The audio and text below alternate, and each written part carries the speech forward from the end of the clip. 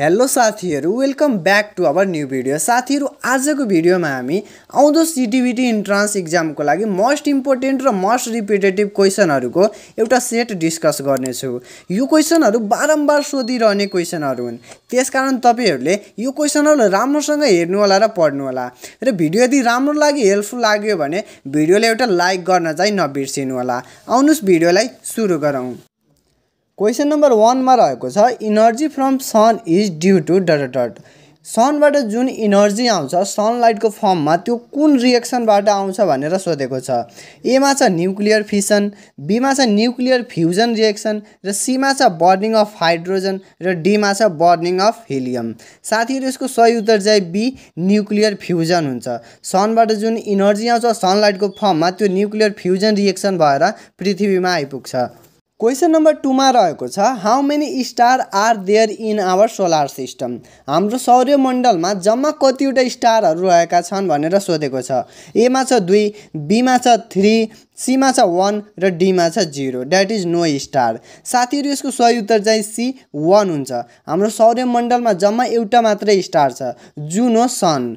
त्यसैगरी question number 3 मा रहेको छ the average distance between sun and earth is 1 astronomical unit whose value is sun र अर्थको बीचमा 1 एस्ट्रोनोमिकल युनिटको दूरी हुन्छ अरे। 1 एस्ट्रोनोमिकल युनिटको दूरी हुन्छ भने त्यसको भ्यालु कति हुन्छ भनेर सोधेको छ। ए मा छ 1.496 इन्टु 10 को पावर 11 मिटर, बी मा छ 1.496 इन्टु 10 को पावर 8 मिटर, सी मा छ 1.496 इन्टु 10 को पावर 13 मिटर र डी मा छ बोथ ए एन्ड बी। साथीहरु, यसको सही उत्तर ए 1.496 इन्टु 10 को पावर 11 मिटर हुन्छ। क्वेशन नम्बर 4 मा रहेको छ heliocentric theory that is all planet moves around the sun was first proposed by सूर्यको वरिपरि सबै ग्रहहरू घुम्छ भन्ने थ्योरी सुरुमा कसले पत्ता लगाएका हुन् भनेर सोधेको छ। ए मा छ निकोलस कोपर्निकस, बी मा छ ग्यालिलियो, सी मा छ केप्लर र डी मा छ ग्रामन। साथीहरु, यसको सही उत्तर ए निकोलस कोपर्निकस हुन्छ। क्वेशन नम्बर 5 मा रहेको छ हु प्रुभड द हेलियोसेन्ट्रिक थ्योरी। साथीहरु, हेलियोसेन्ट्रिक थ्योरी सुरुमा निकोलस कोपर्निकसले पत्ता लगाएका हुन् भने त्यो थ्योरीले प्रुभ गर्ने व्यक्ति को थिए भनेर सोधेको छ। ए मा छ निकोलस कोपर्निकस, बी मा छ ग्यालिलियो, सी मा छ केप्लर र डी मा छ ग्रामन। साथीहरु, यसको सही उत्तर चाहिँ बी ग्यालिलियो हुन्छ। तपाईहरुले ग्यालिलियो र निकोलस कोपर्निकसमा नझुकिनु होला।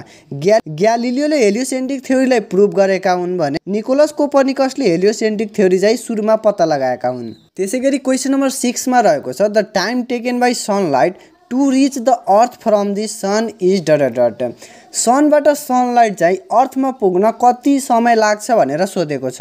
ए मा छ 8 मिनट, बी मा छ 8 मिनट 50 सेकेन्ड, सी मा छ 8 मिनट 40 सेकेन्ड र डी मा छ 8 मिनट 20 सेकेन्ड। साथीहरु, यसको सही उत्तर डी 8 मिनट 20 सेकेन्ड हुन्छ। 8 मिनट 20 सेकेन्डमा सनलाइट सनबाट पृथ्वीमा आइपुग्छ। त्यसैगरी क्वेशन नम्बर 7 मा रहेको छ diameter of sun is times the diameter of earth. अर्थको डायमिटर भन्दा डायमिटर अफ सन चाहिँ कति गुणाले ठुलो छ भनेर सोधेको छ। ए मा छ 99, बी मा छ 109, सी मा छ 119 र डी मा छ 129 टाइम्स। साथीहरु, यसको सही उत्तर चाहिँ 109 टाइम्स हुन्छ। सनको डायमिटर अफ अर्थ भन्दा 109 गुणाले ठुलो छ। त्यसैगरी क्वेशन नम्बर 8 मा रहेको छ व्हिच प्लानेट हैज रिङ। कुन प्लानेटमा रिङ हुन्छ भनेर सोधेको छ। ए मा छ मार्स, बी मा छ जुपिटर, सी मा छ नेप्चन र डी मा छ स्याटर्न। साथीहरु, यसको सही उत्तर डी स्याटर्न हुन्छ।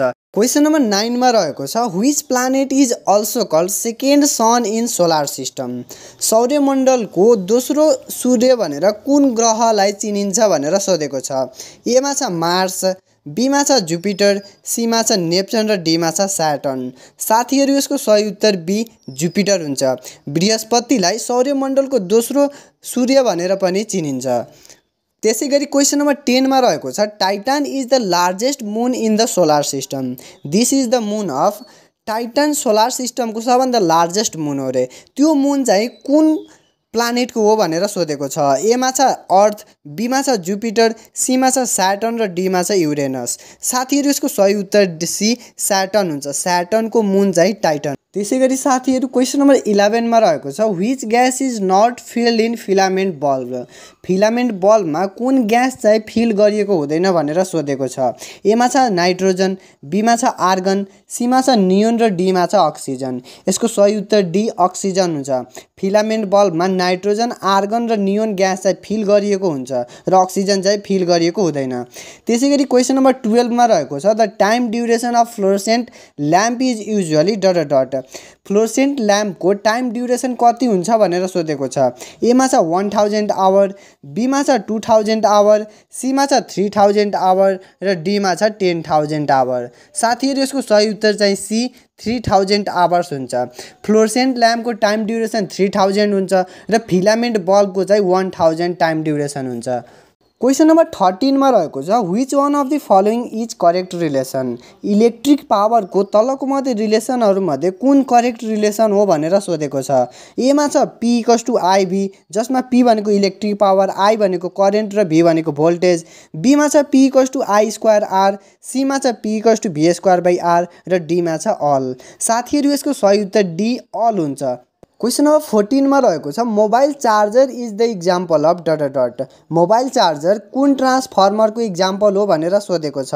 ए मा छ स्टेप अप ट्रान्सफर्मर, बी मा छ स्टेप डाउन ट्रान्सफर्मर र सी मा छ both A and B, D मा छ जेनेरेटर। साथीहरु यसको सही उत्तर बी स्टेप डाउन ट्रान्सफर्मर हुन्छ किनकि मोबाइल चार्जरले धेरै भोल्टेजलाई कम भोल्टेजमा कन्भर्ट गरेर मोबाइल चार्ज गर्ने गर्छ। त्यसैगरी क्वेशन नम्बर 15 मा रहेको छ generator works on the principle of dot dot. Generator कुन सिद्धान्तमा काम गर्छ भनेर सोधेको छ। ए मा छ म्युचुअल इन्डक्सन, बी मा छ मोटर इफेक्ट, सी मा छ इलेक्ट्रोम्याग्नेटिक इन्डक्सन र डी मा छ नन। साथीहरु यसको सही उत्तर चाहिँ सी इलेक्ट्रोम्याग्नेटिक इन्डक्सन हुन्छ।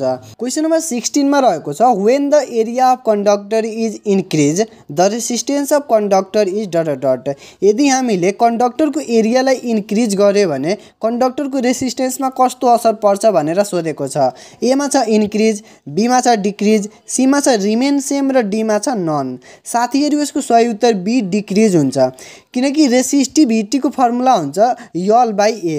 Resistivity directly proportional to L हुन्छ र इन्भर्सली प्रोपोर्सनल टु एरिया हुन्छ। त्यही भएर एरिया यदि इन्क्रिज भयो भने रेसिस्टिभिटी डिक्रिज हुन्छ। क्वेशन नम्बर 17 मा रहेको छ when the length of conductor is increase the resistivity of conductor is dot dot. A मा छ इन्क्रिज, बी मा छ डिक्रिज, सी मा छ रिमेन सेम र डी मा छ नन। साथीहरु यसको एन्सर चाहिँ ए इन्क्रिज हुन्छ किनकि resistivity directly proportional to length of conductor हुन्छ र लेन्थ अफ कन्डक्टर इन्क्रिज भयो भने त्यसको रेसिस्टिभिटी पनि इन्क्रिज हुन्छ। क्वेशन नम्बर 18 मा रहेको छ the angle of dip at equator is dot dot. Angle of dip इक्वेटरमा कति हुन्छ भनेर सोधेको छ। ए मा छ 0 डिग्री, बी मा छ 90 डिग्री, सी मा छ 45 डिग्री र डी मा छ 180 डिग्री। साथीहरु यसको एन्सर चाहिँ ए को 0 डिग्री हुन्छ। एंगल अफ डिप इक्वेटरमा 0 डिग्री हुन्छ र एंगल अफ डिप पोलमा चाहिँ 90 डिग्री हुन्छ। त्यसैगरी क्वेशन नम्बर 19 मा रहेको छ the angle of declination at equator is dot dot. Angle of declination इक्वेटरमा कति हुन्छ भनेर सोधेको छ। ए मा छ 0 डिग्री, बी मा छ 90 डिग्री, सी मा छ 45 डिग्री र डी मा छ 17 डिग्री। यसको एन्सर चाहिँ डी 17 डिग्री हुन्छ। एंगल अफ डिक्लाइनेसनको भ्यालु इक्वेटरमा 17 डिग्री हुन्छ। क्वेशन नम्बर 20 मा रहेको छ nichrome wire has dot dot. Nichrome wire कस्तो हुन्छ भनेर सोधेको छ। साथीहरु यसको क्वेशन भन्दा एन्सरै ठुलो छ तर यो एकदमै इम्पोर्टेन्ट क्वेशन हो, तपाईहरुले यसलाई नछोड्नु होला।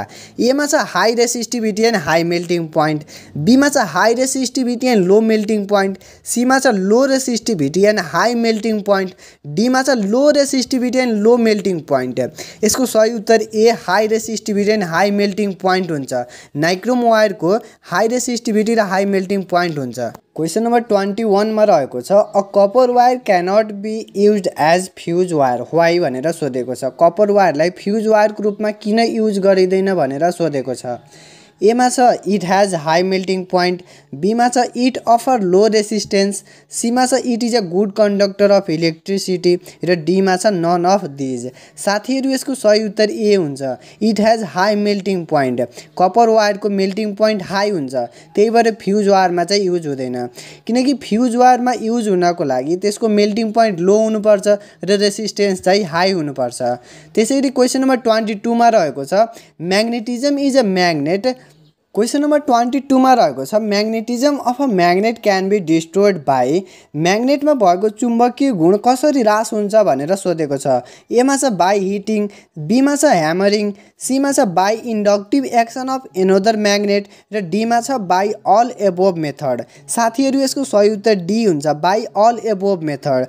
चुम्बकलाई हिटिङ गर्यो भने पनि, ह्यामरिङ गर्यो भने, inductive action of another magnet गर्यो भने म्याग्नेटको म्याग्नेटिक प्रोपर्टी चाहिँ डिस्ट्रोयड हुन्छ।